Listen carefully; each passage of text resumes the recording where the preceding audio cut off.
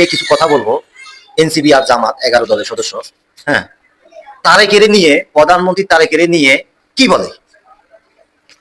পাটোয়ারি পাটোয়ারি, এই পাটোয়ারি বিএনপির একটা অঙ্গরাজ্যর মানে মেইন মাথা যে তারেক রহমান, তাকে নিয়ে কি বলে? সে নাকি বাংলাদেশে থাকতে দিবে না, তাকে শেখ হাসিনার মতো উনি পতন করবে। ও ভাই, তুমি মিছিল করতে গেলে সব ভাঙাচুরা করছে, এটা কি তারেকে করছে?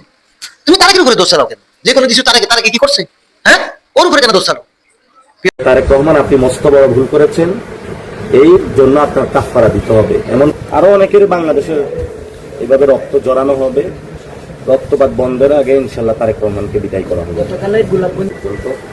আজকে ইশরাক সাহেব একটা উস্কানি দিয়েছে ঢাকায়, এর আগে রাশেদ খান পার্সোনাল সেক্রেটারি প্রধানমন্ত্রী নিয়োগ দিয়ে উস্কানি দিয়েছে।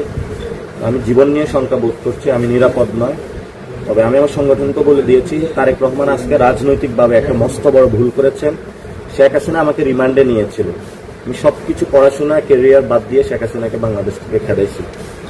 তারেক রহমান, আপনি মস্ত বড় ভুল করেছেন, এই জন্য আপনার কাফারা দিতে হবে। এমন কাফারা দিতে হবে যে কাফারা আপনি কতক্ষণ এক্সপেক্ট করেন না।